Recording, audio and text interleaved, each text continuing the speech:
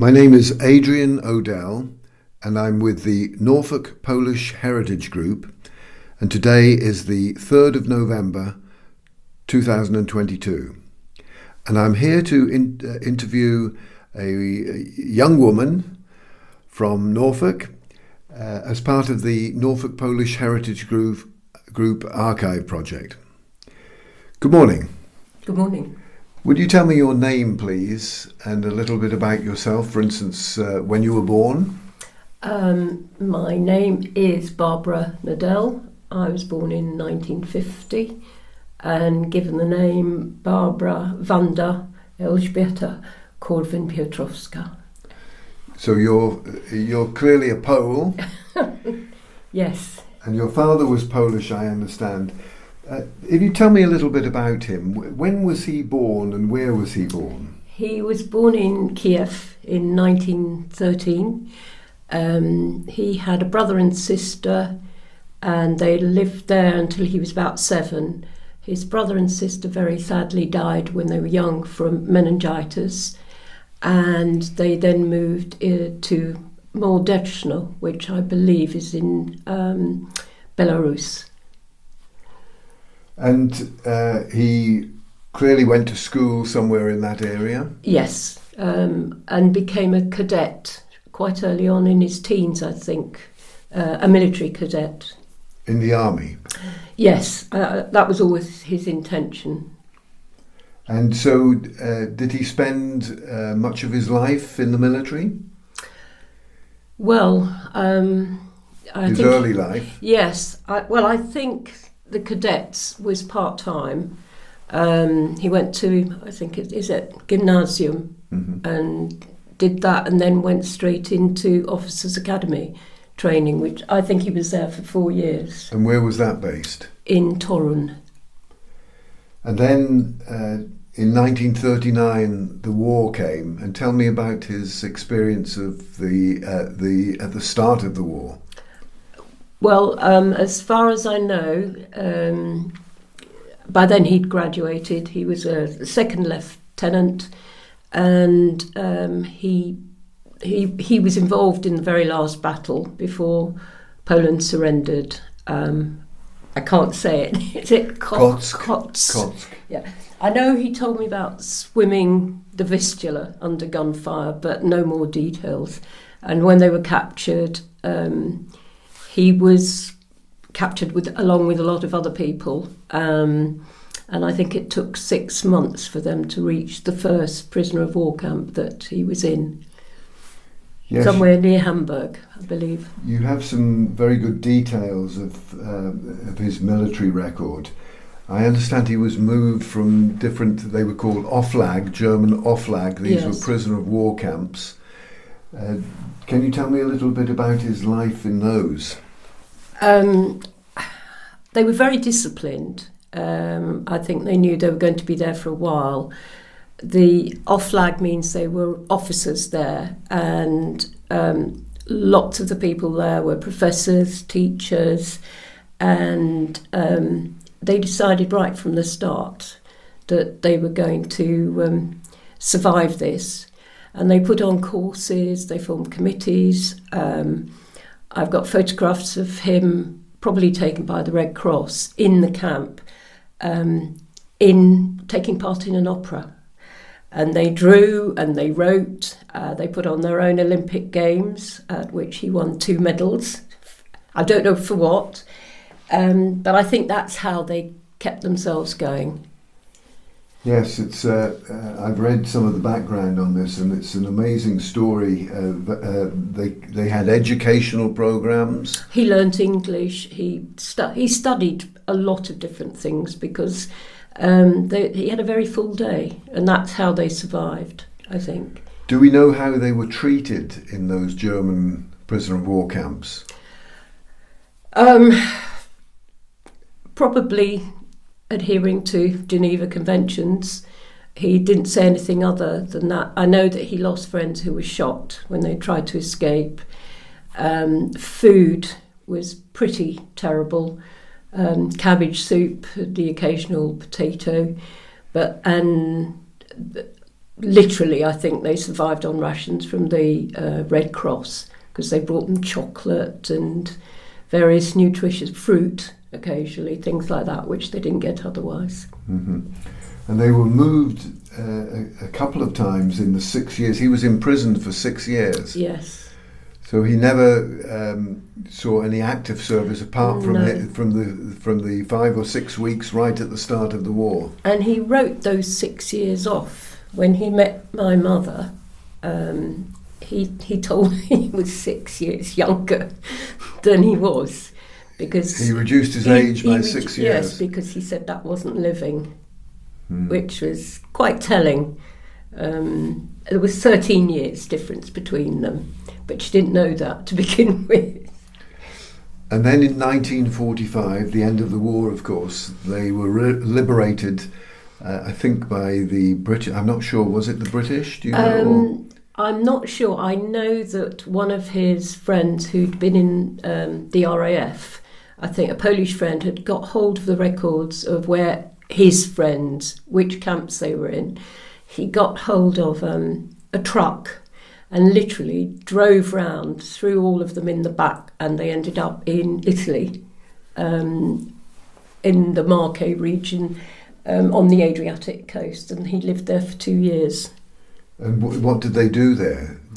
I think they were still part of the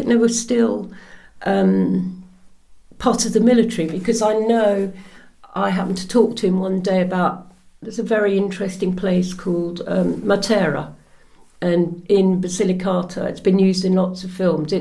It's a town built out of rock, and I just happened to say how interesting it was, and he said, "Oh, I was there. I did a radio, a course for wireless and radioing people." So I think he was still very much involved with the military. But then he left Italy and came to Britain. They were given the choice. He could come to Scotland, to England, or America. And he chose England, which ended up as being just on the borders with Scotland. I think it was Morpeth, which very close. And he was part of the 1947 Resettlement Act, but rather than just looking for work, it appears that he might have been an administrator or somebody like that under contract for the Resettlement Act. I think he was. I don't know very much about that, I'm afraid. I know that he'd always wanted to be an architect, and unfortunately that didn't happen, but he was very artistic, and he did a course in paper sculpture, which was very popular at the time. He was heavily involved with that, and I think he studied maths. He took a course in accountancy, so he kept himself very busy. Would that have been in the Morpeth area as well, or? I'm not sure if that was when he came down to London, because he seemed to move. From all the letters that I can see, after he'd met my mother, he seemed to be in all sorts of places. They were moved around until he was decommissioned. So you mentioned your mother, so could you tell me something about her, please, and perhaps where they met? They met, interestingly, it was my mother's hen night. She was engaged to an American captain. She was going out on the Queen Mary the following week to get married, and she met my father in Edinburgh at a bar, and this was on a hen night. She was saying goodbye to everybody. Good heavens! And something happened, just clicked, just like that. Much to her parents' anger. I mean, they were angry enough that it was an American, but when it was an impoverished Pole, no matter what his antecedents were, they never really forgave her for that. And she was in a lot of trouble for a long time because of that, and moved to London, and he moved to London so they could be together. And so then you came onto the scene. I did, yes. In 1950. Indeed, got a long time ago. Can you remember tell us a little bit about your childhood in London? I can remember they lived in a flat in South Kensington, which sounds very grand, but actually that was an area all around there. It was very Polish and Russian.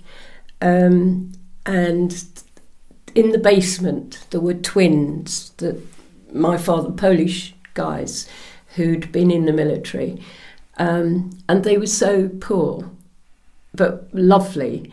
If they only had one spoon and one fork and one knife, so if you went, I remember my parents saying that if you went to eat there, you sort of had to share. And from what I gather, they'd obtained those from the Lions Corner House that used to be there in London. I know it, I remember it. Yes. But I think we lived there until I was about 4. And what did your mother do? Did she work or? No, not at that time. She No. had. She'd been in the income tax and all kinds of things, but once I was born, no, she didn't. So your father then worked for British Railways? Yes, he had a succession of jobs. I think they were found by Polish organisations, because I know he worked for Wall's ice cream factory, and they were all Poles at the time. And he told me how they would all sort of gather together to work, but no one would sit down until whoever was of the highest rank had arrived. I mean, they carried that discipline on into civilian life. So, and he then got very involved in Polish life. It was easy then because the Polish Hearth is there, lots of Polish restaurants and so on. So he was able to carry on being a Pole. Many of the people that we've interviewed became naturalised Britons, but that didn't happen to your father. He absolutely refused. He could have so easily, very, very easily, but he absolutely refused categorically. And I can remember travelling everywhere abroad on trains and ferries, and he would have to go through the aliens' door and wouldn't be seen for 2 hours, and we'd miss connections and things. He'd come out, there was absolutely no problem, but he just refused. He was never going to do that. And did he go back to Poland after the war at all? After 53 years, he went back. He got the new Polish passport. He was one of the earliest to go to the consulate in London and get that, and then he went back. And being the charmer he got off the train in Warsaw, looked around for the prettiest girl and said, "I've waited 53 years to do this." His version of the Pope, but he chose a girl instead of the platform. And so your early life, that was in London, at school in London? Yes, we had to move because my grandparents, who'd been in Siberia throughout the war, somehow my father managed to get, my grandfather passed away, he managed to get my grandmother out. And I can remember being about 4 and going to meet her on an onion boat that had come up the Thames. And I think it was the Stefan Batory. I don't know why that's in my head, but I did see that in Krakow when I went recently, and I thought it can't be the same boat. But yes, the sort of strings of onions parted, and there was this little lady, and that was my grandmother. So that was 54, I think, 1954. We had to move to find accommodation so she could live with us. So she came and lived with you. Mm. Yeah, and did you call her Babcia? Or? Yes. Yes. Yes. That's a wonderful story. And what happened after you left school in terms of your work? I left school and I went into advertising, and I worked in some of the big agencies in London. I met my husband. We got married, and after the children had come along and were sort of starting school, I couldn't go back to advertising, so I retrained and became a teacher.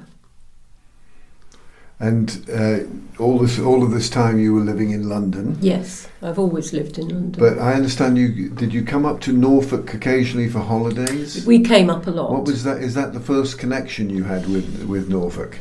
A friend of a friend just said that she had somewhere to rent, and we came up.